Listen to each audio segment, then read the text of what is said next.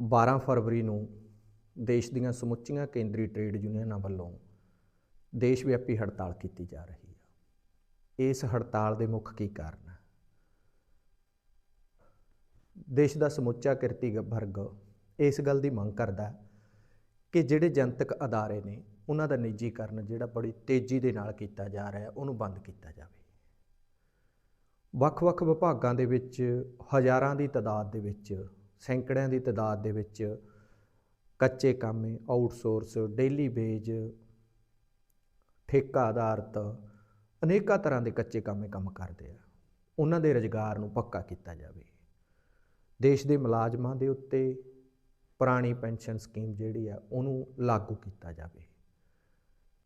ਪਿਛਲੇ ਦਿਨੀ ਕਿਰਤ ਕੋਡ ਜਿਹੜੇ 29 ਕਿਰਤ ਕਾਨੂੰਨਾਂ ਨੂੰ ਰੱਦ ਕਰਕੇ ਬਣਾਏ ਗਏ ਆ, ਜਿਹੜੇ ਮੁਲਾਜ਼ਮਾਂ ਨੂੰ, ਮਜ਼ਦੂਰਾਂ ਨੂੰ ਤੇ ਕਿਰਤੀ ਵਰਗ ਨੂੰ ਪੀੜਤ ਕਰਨ ਦਾ ਯਤਨ ਕੀਤਾ ਗਿਆ, ਜਿਨ੍ਹਾਂ ਰਾਹੀਂ ਮੁਲਾਜ਼ਮ, ਮਜ਼ਦੂਰ ਤੇ ਸਮੁੱਚੇ ਕਿਰਤੀ ਵਰਗ ਨੂੰ ਪੀੜਤ ਕਰਨ ਦਾ ਯਤਨ ਕੀਤਾ ਗਿਆ।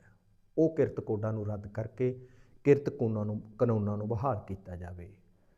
ਬਿਜਲੀ ਸੋਧ ਬਿੱਲ 2025 ਹੈ ਜਿਹੜਾ ਉਹਨੂੰ ਰੱਦ ਕੀਤਾ ਜਾਵੇ। ਮਨਰੇਗਾ ਕਾਨੂੰਨ ਦੀ ਬਹਾਲੀ ਕੀਤੀ ਜਾਵੇ, ਜਿਹਦੀ ਥਾਂ ਦੇ ਉੱਤੇ ਜੀ ਰਾਮ ਜੀ ਬਿੱਲ ਜਿਹੜਾ ਉਹ ਲੈ ਕੇ ਆਂਦਾ ਉਹਨੂੰ ਤੁਰੰਤ ਰੱਦ ਕੀਤਾ ਜਾਵੇ। ਇਸੇ ਤਰ੍ਹਾਂ ਨਵੀਂ ਸਿੱਖਿਆ ਨੀਤੀ ਨੂੰ ਰੱਦ ਕੀਤਾ ਜਾਵੇ।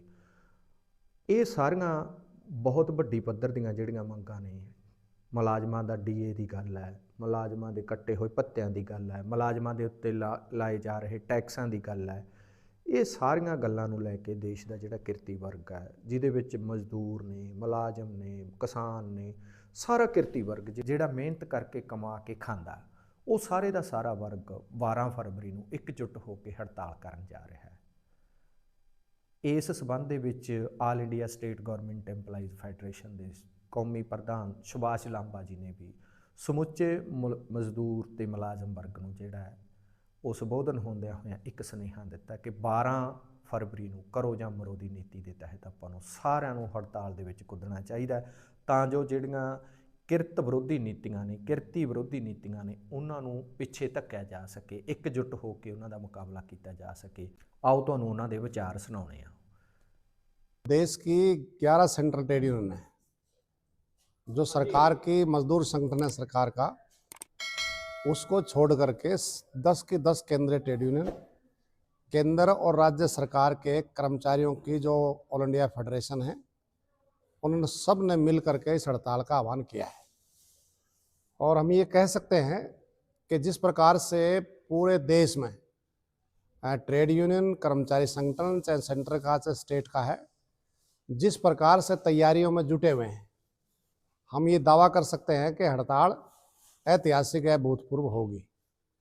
और जो अभियान हमारा चल रहा है उसमें हम देखने को मिल रहा है कि संयुक्त किसान मोर्चा और जो all India state government pensioners federation, school teacher federation of India, सब ने मिल करके इस हड़ताल को कामयाब करने के लिए एडी चोटी का जोर लगाया है।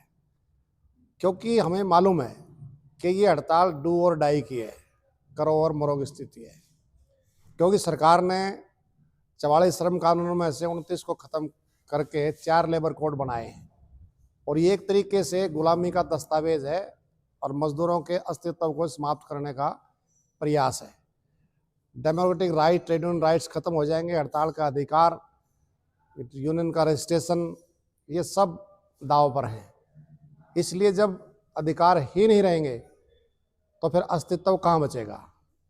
इसलिए ये मुख्य सवाल है। दूसरा सवाल ये है कि सरकार अब जन सेवाओं का निजीकरण कर रही है।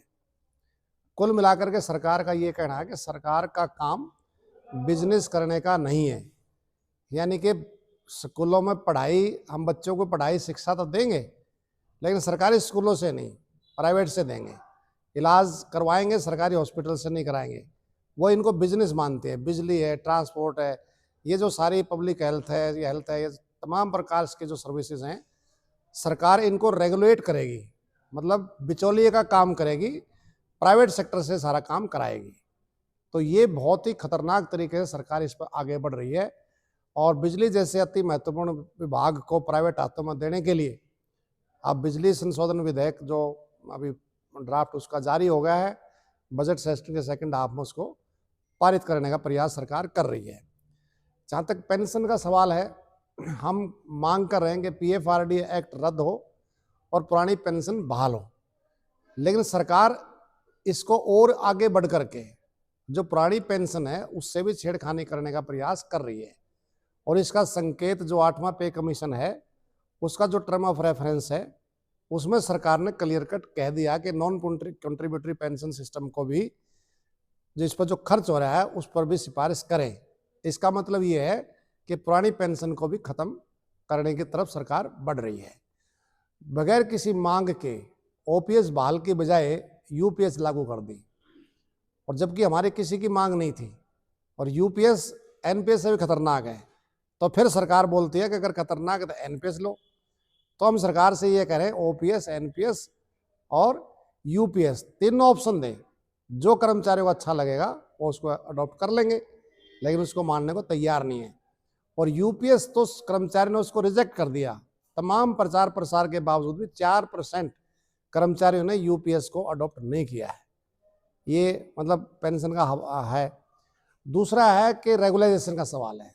10 अप्रैल 2006 को कर्नाटका बनाम उमा देवी सुप्रीम कोर्ट की कॉन्स्टिट्यूशन बेंच का फैसला है कि in future regular sanction post के अगेंस्ट कॉन्ट्रैक्ट आउटसोर्स कर्मचारी नहीं रखे जाएंगे, लेकिन हेल्थ जैसे, बिजली जैसे, एजुकेशन जैसे जो महत्वपूर्ण विभाग हैं उस पर भी उनके समेत 50 लाख से ज़्यादा पूरे देश में आउटसोर्सिंग कॉन्ट्रैक्ट पर एम्प्लॉइज हैं।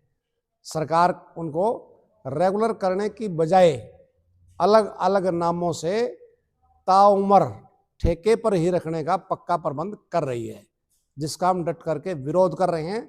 हमारा कहना है कि तमाम प्रकार के जो नॉन रेगुलर एम्प्लॉइज हैं इनको पक्का किया जाए।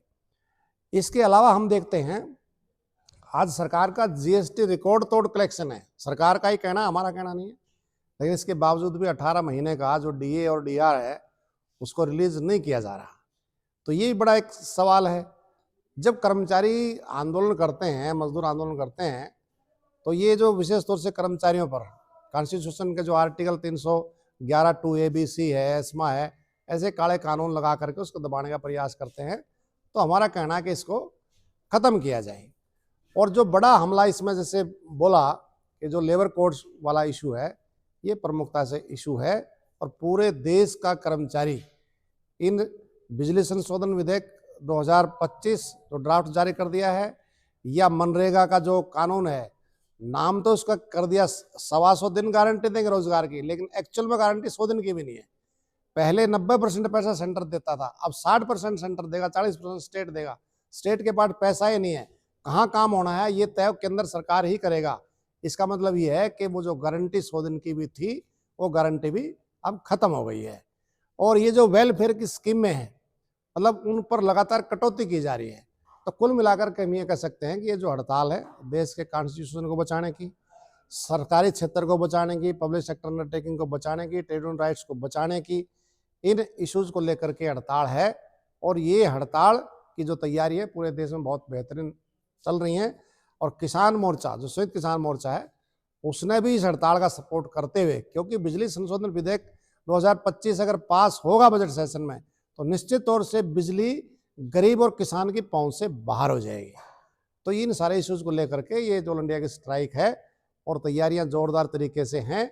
और हम ये कहना चाहते हैं कि हड़ताल, सफल हड़ताल के बावजूद भी अगर केंद्र सरकार आगे बढ़ेगी तो इस देश का मजदूर और कर्मचारी और किसान केवल 12 फरवरी की हड़ताल से डटने रुकने वाला नहीं है। सरकार आगे बढ़ेगी तो देश का मजदूर, कर्मचारी और किसान भी अनिश्चितकालीन हड़ताल की तरफ जा सकता है किसी भी कीमत पर। ये जो हमारे पूर्वजों ने लड़ करके अपनी जानों की कुर्बानियां दे करके ये जो हक हासिल किए हैं देश की आज़ादी से पहले और बाद में, किसी भी कीमत पर इनको इतनी आसानी से छीनने नहीं देंगे। 12 फरवरी की हड़ताल केंद्र सरकार को बताएगी कि देश अडानी अंबानी का नहीं है, किसानों का, मजदूरों का, नौजवानों का देश है। इसको इतनी आसानी से बिकने नहीं दिया जाएगा।